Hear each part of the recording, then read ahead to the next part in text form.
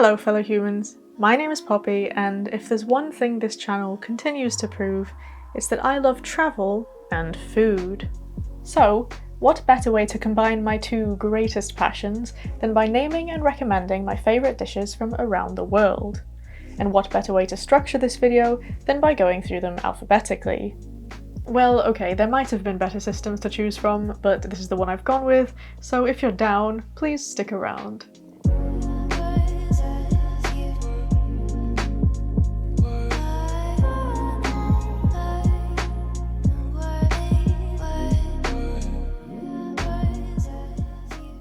Now obviously taste is super subjective, so let's just acknowledge the fact that this will be very personal to my preferences.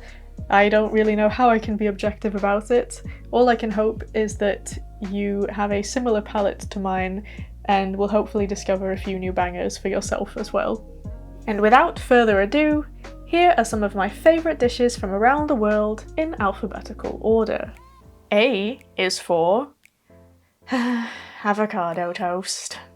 Okay, look, call me basic all you want, I get it, this is one of the most trendy and memed foods currently in existence, but believe me when I say I actually tried to think of something a bit more cool and original to name for this letter, but I have to face my truth. Actually, very often, I wake up craving something green and creamy, topped with feta, drop tomatoes, sometimes pomegranate seeds. Whether homemade or from some hip cafe, I've never had one that hasn't hit the spot. Sue me. B is for Boquerones en Vinagre. Do you like anchovies? No? Well, you might like them like this, marinated in vinegar, olive oil, parsley, and garlic. Boquerones in this style are a quintessential type of tapa, and I always make sure to get them when I'm back in Spain. These tiny little dudes just slip right down your throat. And I know, I've made them sound really appetizing, but trust me, they actually are. C is for Ceviche. Loads of countries, especially in Latin America, have their own takes on this dish, which consists of fish or seafood marinated in citrus and a few other seasonings at its most basic level. Personally, my favourite interpretations involve mango, but they're all perfect to eat in warmer climates when it's too hot for a cooked meal. D is for dumplings. But what kind, you ask? How about all of them?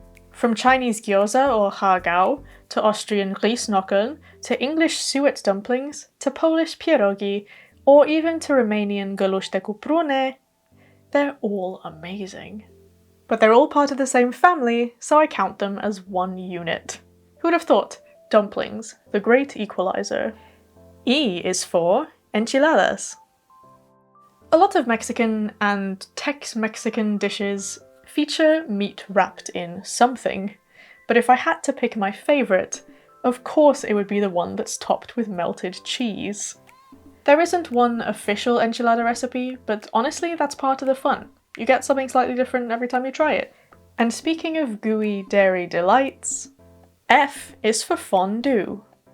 The cheese kind, not the oil. Unless you're one of those rare people who doesn't like cheese, and I'm of course excluding the people who can't eat it, I don't think I need to explain why dipping anything in a bubbling vat of the stuff is an amazing idea. Cheese makes practically every dish better, so being able to stab a little elongated fork into whatever you choose and then coat that in it, genius. G is for gyro, the pita version. Honestly, the G might as well represent everything Greek because I just love all the dishes they do, from perfectly grilled cuttlefish or squid to beetroot salads. But staying focused here, gyro. Succulent flakes of meat, the juiciest tomatoes, crunchy red onion, chips sometimes, tzatziki or tiro kafteri, even though it's less traditional, but let's ignore that because it still tastes really good. Ugh. It is by far the best wrap you can get. I will die on this hill. H is for Hamburger. Look, it's not like anyone watching this video won't have heard of burgers already, but they're popular for a reason. And when they're done right, with a juicy patty, whether meat or plant-based, and topped with something extra special like guacamole, portobello mushrooms, blue cheese, or, the best if you ask me, prawns. They're unbeatable. They are a top guilty pleasure of mine. I admit it. I is for Ichigo Daifuku, or strawberry mochi in English, which is an elevated interpretation of an already delectable dessert. These squishy little bundles of glutinous rice flour and red bean paste have made waves in the Western world recently, but this variant, stuffed with real fruit, is next level. J is for Jalapeño Poppers. I hate to admit it, but these cheese-stuffed, breaded, deep-fried little chilies are probably my kryptonite. Pretty much every takeaway in the UK has them available as a side, and I find it so hard to resist them when I see them on a menu. They're just really good. K is for Kürtőskalács. Known as chimney cake in English, this impeccable dessert is made of sweet yeast dough that gets wrapped around a cone-shaped baking spit, rolled in the topping of your choice, and then roasted over charcoal and basted with melted butter. You can have it with sugar, cinnamon, nuts, plenty of other toppings, and some modern twists, get it, even allow you to shove some ice cream down there. L is for Lángos.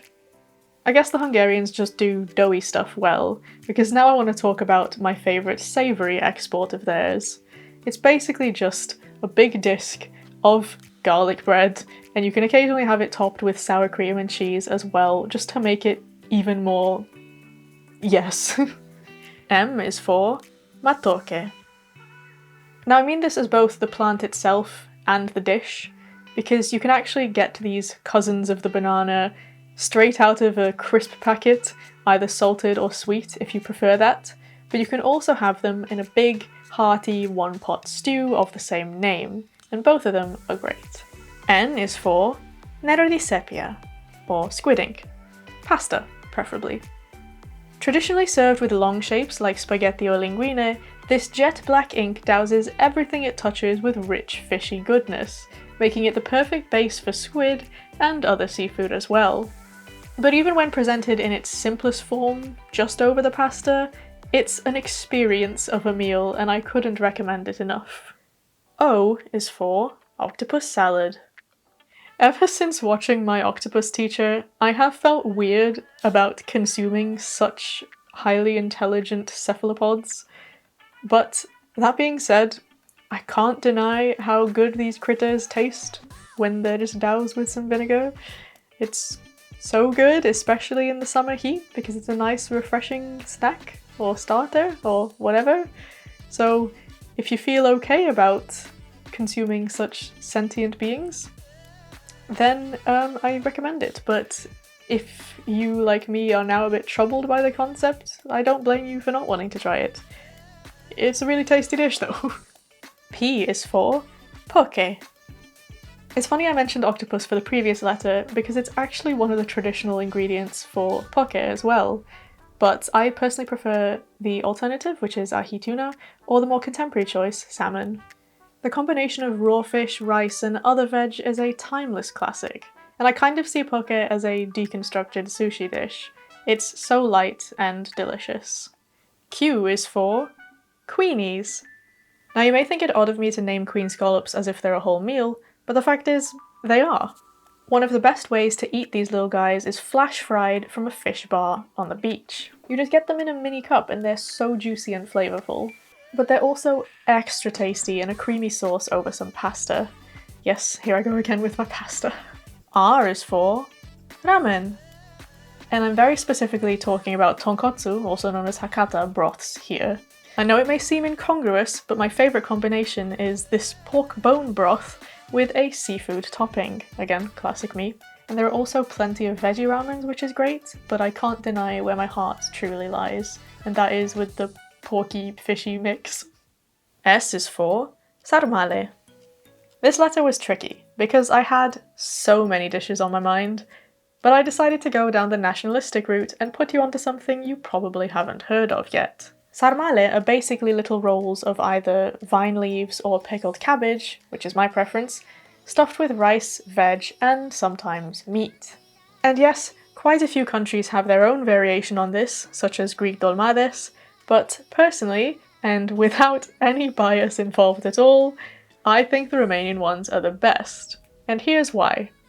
We tend to put them with a side of mămăligă, or polenta, which is also topped with sour cream. Frankly, sour cream makes everything better. That is just a fact. Sorry. T is for truffles. I've tried my best to avoid naming pure ingredients on this list because they aren't strictly dishes, but I think truffles have kind of earned their own spot.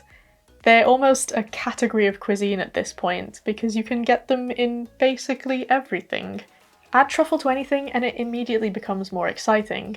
Truffle mayo, truffle chips, truffle burgers, truffle pasta. So if you like strong earthy flavours and can find somewhere to eat them without breaking the bank, do give these fungi a go. U is for Uramaki Sushi. Although it's a shame that these inside-out cousins of the more traditional maki-sushi shape aren't strictly Japanese, I must confess that I do quite enjoy them. California rolls kind of break the rules, carrying little fish eggs in the rice that somehow maintains its structural integrity. I don't know, it's just fun to me. I realise it's a bit blasphemous, but yeah, I like them. V is for Vietnamese spring rolls. If there were a battle of the rolls, I would absolutely be Team Summer, or Vietnamese Spring. Although both types involve rice paper cylinders stuffed with rice, veg, and some kind of protein, I much prefer the sticky yet smooth texture of these guys to their more popular counterpart. Better yet, they can even be turned into desserts. But if you ask me, the prawn ones are where it's at. W is for Wienerschnitzel. Name a food more Austrian than the one with its capital city in the name. And no, we're not going to debate the origins of the escalope in too much detail, because the fact is, I lived in Vienna for 3 years, and as much as I enjoyed all the local food, I just could not get enough of their take on the schnitzel.